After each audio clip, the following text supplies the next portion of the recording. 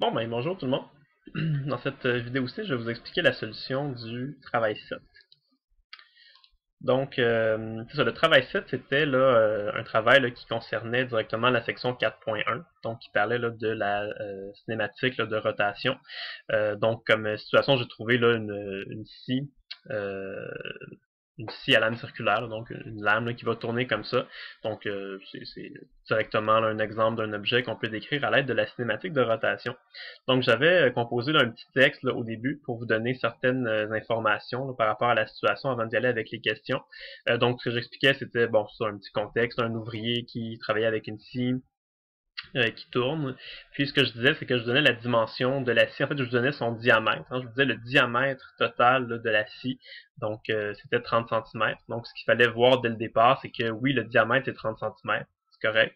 Sauf que nous, quand on va voir les équations là, de la cinématique de rotation, comme on a vu à la section 4.1, c'est pas vraiment le diamètre qui nous intéresse pour les équations, c'est plutôt le rayon. Okay? Par exemple, là, la particule P, qui est la particule pour laquelle on va vouloir aller calculer plusieurs choses. Elle se trouve vraiment là sur la périphérie de la scie. C'est vraiment une particule qui est sur la pointe d'une des lames. Donc, elle, son rayon de rotation, c'est pas 30 cm, c'est 15 cm. Et si on veut l'écrire en système international, le 15 cm, ça va être égal à 0,15 m. Donc, c'était une des choses à laquelle il fallait faire attention. On va avoir besoin de ce chiffre-là, évidemment, pour les calculs, là, un petit peu plus loin.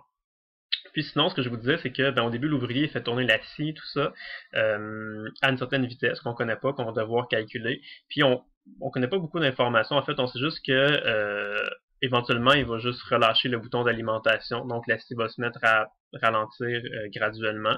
Et on sait que ça va lui prendre 5 secondes pour s'arrêter. Donc à t égale à 5 secondes, elle va être complètement immobilisée. Et elle va avoir parcouru là, 275 tours sur elle-même là, pendant ces 5 secondes-là, pendant les 5 secondes où elle a ralenti et où elle s'est immobilisée.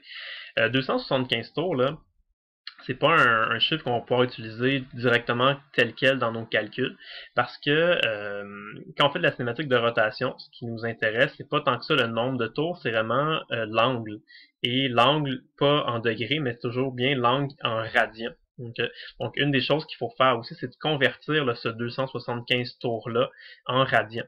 On sait que en mathématiques, là, quand on exécute un tour complet, ça correspond à 360 degrés, là, mais pour l'écrire en radians, c'est 2 pi radians. 360 degrés, c'est la même chose que 2 pi radians.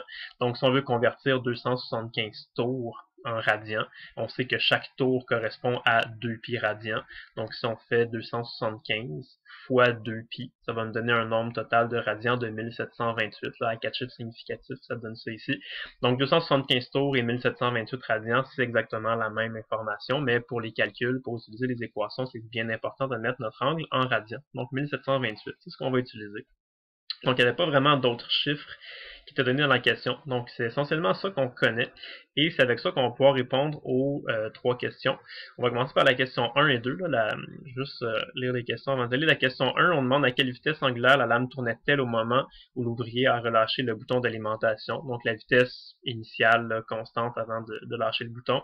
Et la deuxième question, c'est de calculer l'accélération totale du point P, justement, là, du point qui est situé là, à la périphérie, là, à une des pointes de la lampe, sur la pointe d'une des dents de la scie, à t égale à 4,9 secondes, donc un dixième de seconde avant de s'immobiliser, parce que c'est immobilisé à 5 secondes.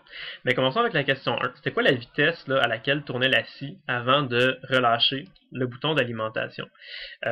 Donc, on a notre scie qui est dans on a notre lame, en fait, qui est dans la scie, et notre ouvrier avait appuyé sur le bouton d'alimentation, donc la scie s'était mise à tourner, puis bon, éventuellement, là, elle a atteint sa vitesse maximale, qui est sa vitesse constante, qu'on connaît pas. Okay. Et donc, au début de la situation, quand le problème commence, on est dans une situation constante où on a notre scie ici, notre lame là, qui est en train de tourner sur elle-même à une certaine vitesse initiale, oméga 0, qu'on ne connaît pas, on va devoir le calculer. Et on peut supposer qu'au début, là, à t égale à 0, jusqu'au moment où on a relâché le bouton d'alimentation, on peut supposer que la lame se trouvait à une certaine position qu'on va faire correspondre avec l'origine. Donc on peut juste appeler ça tout simplement θ0 égale à 0. Okay? Donc là, notre scie est en train de tourner à une vitesse qu'on ne connaît pas, et à t égale à 0, bien précisément, notre ouvrier, il lâche le bouton, et en lâchant le bouton, la scie va se mettre à ralentir, et ça va lui prendre 5 secondes là, pour s'immobiliser complètement. Donc, quand notre scie est immobile, on vient d'arriver à t égale à 5 secondes. La vitesse de la scie à cet instant-là, quand on est à 5 secondes, bien évidemment, c'est 0. La scie, elle s'est immobilisée. Quand elle arrive comme ça, elle n'a plus de vitesse. Et quand on est rendu à t égale à 5 secondes, elle a parcouru là, 275 tours sur elle-même, qui correspond à 1728 radians qu'on vient de calculer. Donc, on a notre problème là, qui se dessine tranquillement. Donc, on a notre situation initiale ici, et on a notre situation finale ici à t égale 5 secondes. Et ce qu'on vous mentionnait dans la question, c'était que on supposait que pendant cette phase-là là, où la lame ralentit, il y a eu on suppose qu'il y a eu une accélération qui était constante. Okay? Donc la scie a vraiment subi une accélération constante, elle a ralenti là, de manière constante. Donc on avait une accélération qui était constante pendant ces 5 secondes-là. Donc si on a une accélération qui est constante, ça veut dire qu'on avait un mouvement qui était uniformément accéléré. Et si on a un mouvement qui est uniformément accéléré, ça veut donc dire qu'on a le droit d'utiliser les équations qu'on connaît, les équations du MUA, du mouvement uniformément accéléré. C'est les mêmes 4 équations qu'on a vues au chapitre 1, donc que vous connaissez, mais toutes les variables linéaires ont été remplacées par les variables angulaires. Donc la position x en mètres a été remplacée par les angles θ, les vitesses Vx ont été remplacées par les vitesses angulaires oméga, et les accélérations AX ont été remplacées par les accélérations angulaires. Donc, on a ces 4 équations-là à notre disposition qu'on peut utiliser. Et si on regarde, qu'est-ce qu'on connaît puis qu'est-ce qu'on cherche? Nous, on cherche la vitesse initiale, on connaît la vitesse finale, on connaît le temps, on connaît la distance totale qui a été parcourue. Donc, le plus simple, c'est d'utiliser l'équation numéro 3. Si on utilise l'équation numéro 3, on connaît tout sauf la vitesse initiale et ça qu'on cherche. Okay? On connaît notre position finale, notre position initiale, la vitesse finale on sait que c'est 0, le temps on le connaît, bon, c'est divisé par 2, donc on connaît tout. Il y a 2 trucs qui sont 0, donc tant mieux, ça simplifie. On peut juste isoler le oméga 0 là-dedans, donc ça se fait facilement, là, c'est 1728 fois 2 et divisé par 5 ensuite, et on trouve directement comme ça notre vitesse initiale, 191. J'ai écrit ici à 3 chiffres significatifs puisque c'est une des réponses à la question A, c'est ça la réponse. Mais plus tard, quand je vais faire les calculs, là, je vais garder 4 chiffres significatifs qui étaient 691.2 radians par seconde, parce que bon, dans les calculs, on garde généralement 4 chiffres significatifs.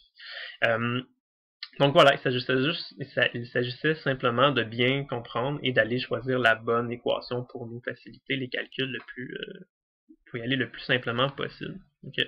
Donc ça, c'est la question A. Donc on a trouvé la vitesse initiale à laquelle la scie est en train de tourner avant de relâcher notre bouton. Donc c'est aussi la vitesse à laquelle elle allait là, à t égale à 0, à l'instant où on a lâché notre bouton. La vitesse, ici, je l'ai mis positive, okay, parce que, bon, ça dit dans la question que la scie tournait dans le sens anti-horaire, et, bon, généralement, là, quand on ne sait pas trop quoi poser comme convention de signe, on utilise la convention de signe là, trigonométrique, qui est quand on tourne dans le sens anti-horaire, ça correspond à quelque chose qui est positif. Donc, comme la scie tournait dans le sens anti-horaire, on peut donc dire comme ça que c'est une vitesse qui est positive. Si sa vitesse est positive, mais comme la scie ralentissait, on se rappelle un objet qui ralentit, ça veut dire que son accélération est de signe contraire à sa vitesse. Donc, vous allez voir tout à l'heure qu'on va faire les calculs, on va trouver la valeur de alpha, et alpha, évidemment, ça va être négatif. Okay? Si on avait mis une vitesse négative, ben là, il aurait fallu mettre une accélération positive, mais je pense que c'est le plus simple, c'est d'y aller avec une vitesse positive, et l'accélération va être négative à ce moment-là. Il faut juste que l'accélération puis la vitesse soient de signe contraire, puisqu'on a un objet qui ralentit. Donc voilà. Pour la question numéro 2, on nous demandait de calculer c'est quoi l'accélération résultante de la particule P, donc de la particule qui se trouve là à l'extrémité de la scie, à t égale à 4,9 secondes. Donc on dit dans la question là c'est 1/10 de seconde avant que la scie s'arrête. La scie, on sait qu'elle va s'arrêter complètement à 5 secondes. Donc, à 4,9 secondes, on est juste 1/10 de seconde avant que notre lame s'arrête. Et, bon, je rappelle là, que comment on va s'intéresser à la particule qui est située vraiment au point P. On va avoir besoin dans nos équations du rayon de rotation de cette particule-là. On avait vu au tout début que c'était 0,15 mètres. Okay. À la section 4.1, on a vu que quand on a un objet qui tourne autour d'un axe de rotation puis qui peut subir aussi des accélérations, c'est que de manière très très générale, l'objet peut subir 2 accélérations. Une accélération tangentielle, ou que les gens appellent aussi accélération linéaire, là, de AX, Et va subir aussi une accélération centripète parce que dès qu'on est en orbite, dès qu'on tourne là, avec un certain rayon de rotation et une certaine vitesse autour d'un axe de rotation, on va avoir une certaine accélération centripète. Et l'accélération tangentielle et l'accélération centripète, ce sont les deux composantes qui sont toujours perpendiculaires l'une par rapport à l'autre. C'est comme si c'était les deux composantes, x et y si vous voulez, juste que c'est pas x, y, c'est tangentielle et centripète. Et l'accélération résultante ou l'accélération totale, là comme vous voulez, c'est la somme des deux.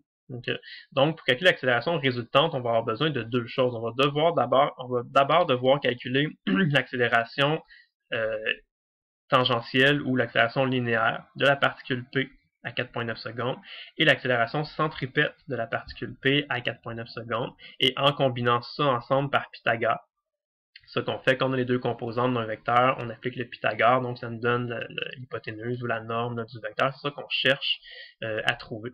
Okay, donc on a deux choses à trouver, ces deux choses-là, et ensuite on va les combiner ensemble par Pythagore. Donc il faut trouver l'accélération linéaire ou l'accélération tangentielle, et il faut aussi trouver l'accélération centripète. Okay.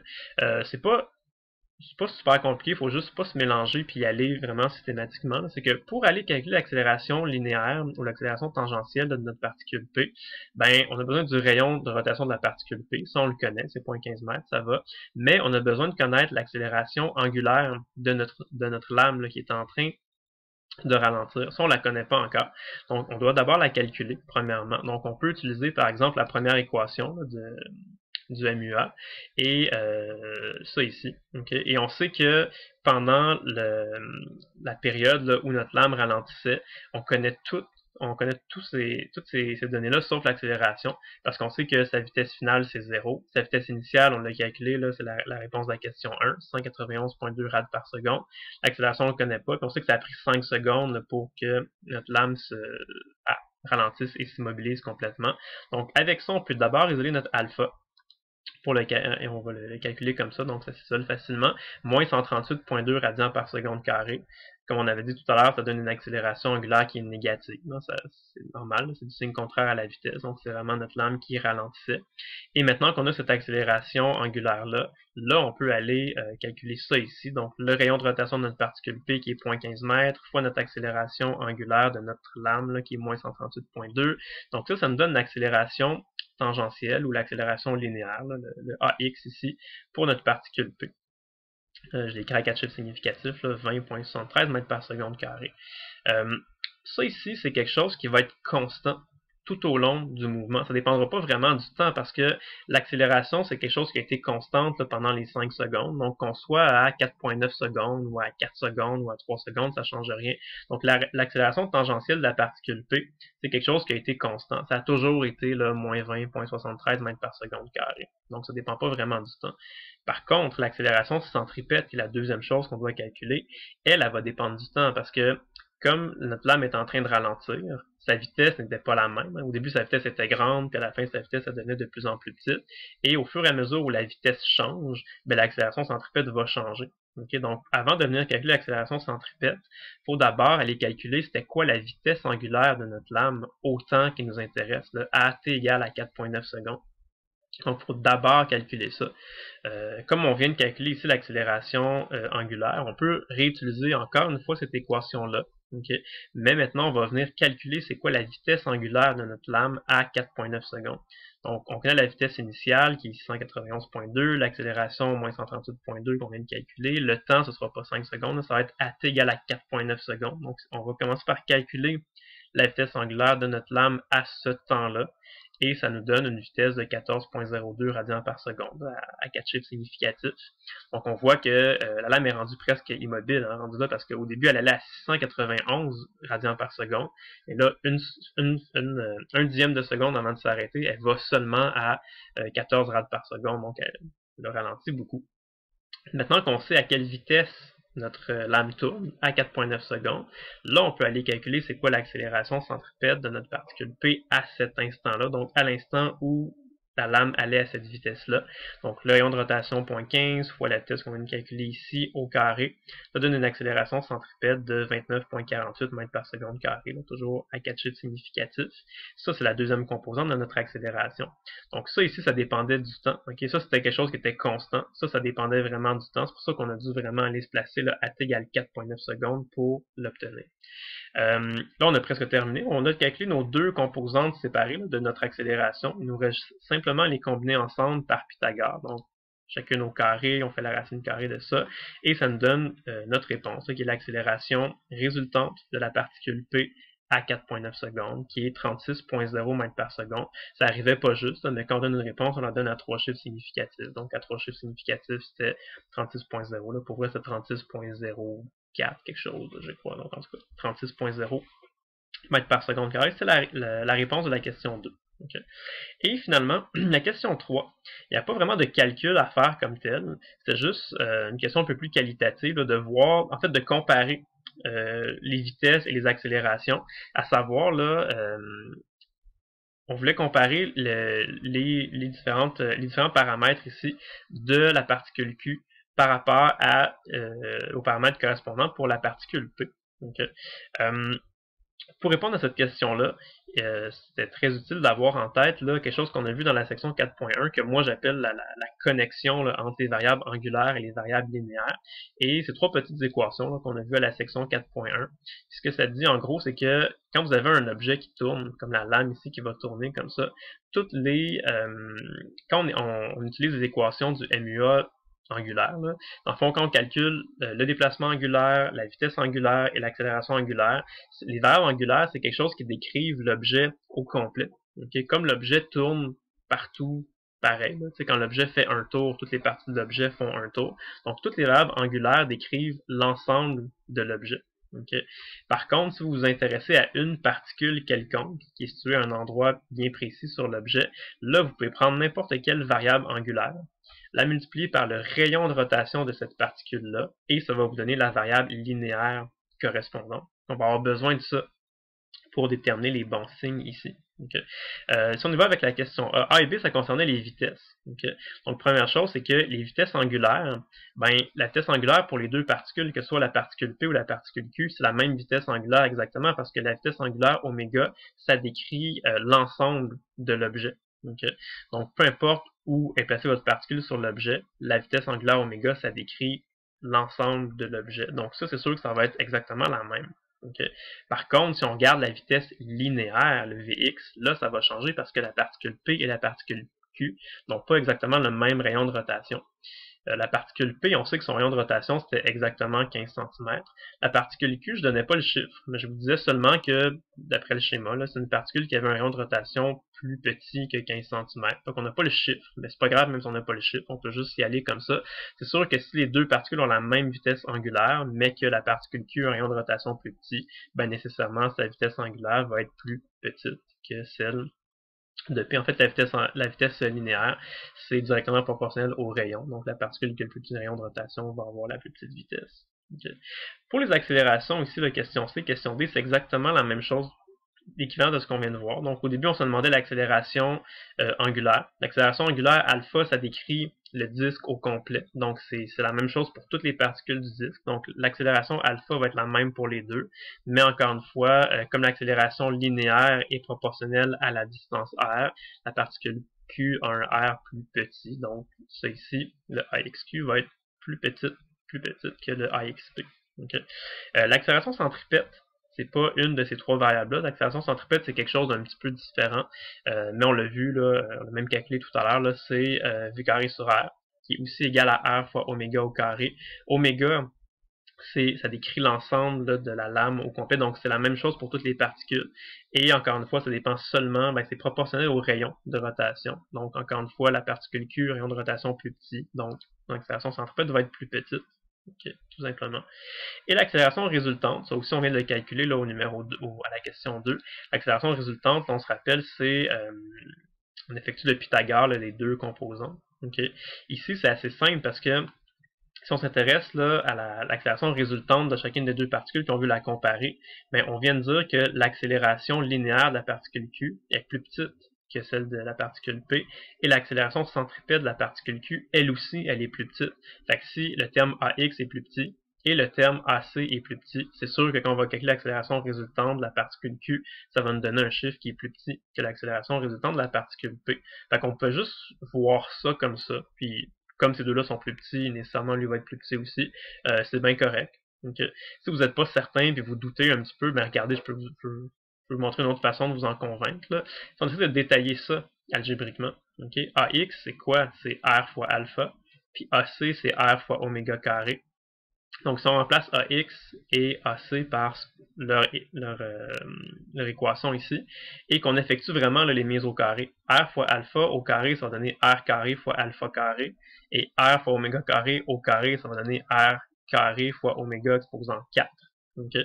Donc on a une addition de deux termes, et ces deux termes-là, ils ont le terme R au carré. Donc on pourrait mettre le terme R carré, faire une mise en évidence simple, mais comme on est dans une racine carrée, on se retrouverait avec le terme là, racine carrée de R carré. Donc il y aurait juste un R finalement, pas au carré, là, qui sortirait de notre racine carrée. Donc tout ça, une fois simplifié, là, avec la mise en évidence simple, ça donnerait R fois racine de alpha au carré fois oméga 4. Donc, ce serait une autre équation qu'on pourrait écrire pour calculer là, directement l'accélération résultante. Et là, on le voit bien que l'accélération résultante, comme tous les autres paramètres ici, c'est directement proportionnel au rayon de rotation, parce que alpha et oméga, c'est des termes qui sont constants, là, qui décrivent l'ensemble de la scie, donc c'est les mêmes valeurs, peu importe la particule. Donc, ça va vraiment juste dépendre là, du rayon de rotation de votre particule. Donc, c'est directement proportionnel. Donc, une particule qui a un rayon de rotation plus petit, c'est sûr qu'elle va avoir une accélération résultante plus petite qu'une particule qui est située sur le même disque, mais à un rayon de rotation plus grand. Donc on le voit très bien ici. Okay. Donc ça donnait vraiment plus petit. C'est logique aussi, parce que l'accélération résultante, c'est une combinaison de deux paramètres. Chacun de ces deux paramètres-là est proportionnel à R. Donc c'est un petit peu logique que le truc, une fois combiné, lui aussi va être proportionnel à R. Puis effectivement, on le voit là, algébriquement. Donc bref, toutes des façons de comprendre que l'accélération résultante de la particule Q va être plus petite que l'accélération résultante de la particule P. Voilà, donc ça complète le travail 7. Donc j'espère que ça vous a aidé à mieux comprendre, que ça vous a éclairé là, si vous aviez des petits questionnements par rapport à ça. Donc voilà, ben, bonne journée, à la prochaine!